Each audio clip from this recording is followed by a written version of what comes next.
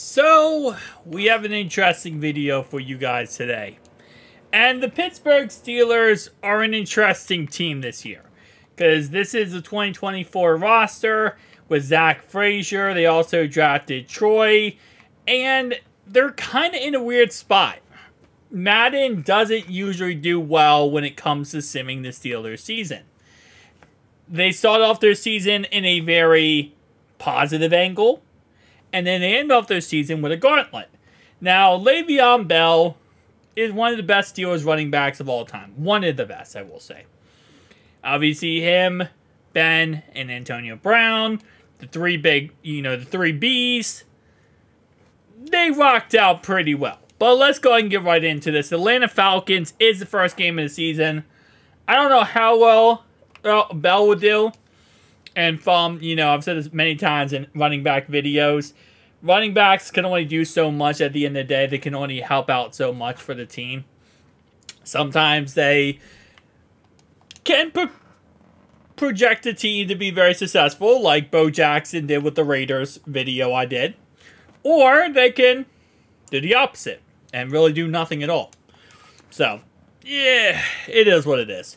We're just going to see how Madden translates Le'Veon Bell being back in the league.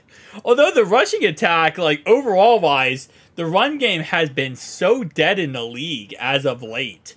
So other than CMC and a couple other running backs, I think CMC is the only running back last year to hit over 1,200 yards. It's been a weird time period in the league. Yes, there's still dominant running backs, but it's not like it used to be. A couple years ago, a lot different. I feel like the passing game has just opened up so much, especially with all the defensive penalties. It just destroys the game. Rants aside, we are into week 10 here, so the Steelers actually have a winning record. Although Justin Fields is not doing good. 10 touchdowns, 14 interceptions, 2,000 yards.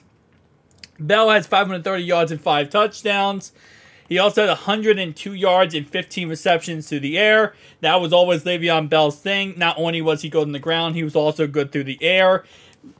Kind of a dual threat. And also, the big thing with Le'Veon Bell was he was really great at waiting and methodicalize running attempts. He would stop and wait for the hole to hit, and then he would hit it, and he would just outrun people. So he had a lot of good qualities about him, obviously. The latter part of his career, he ends up sitting out for the whole entire season, refusing to play because he didn't want to play on a franchise tag, and ended up destroying his career, go to the Jets to get the most money, and it didn't work out in the end. But to end off this season here, this is the gauntlet run that they have to go on. And I give the Steelers a lot of credit because they're winning a lot of these games at the end here. And this is the tough part that I don't know if they will in real life win this ending gauntlet like this. But, okay, so they made the playoffs at 9-8. It's a playoffs, okay, but that gauntlet, the last 8 games.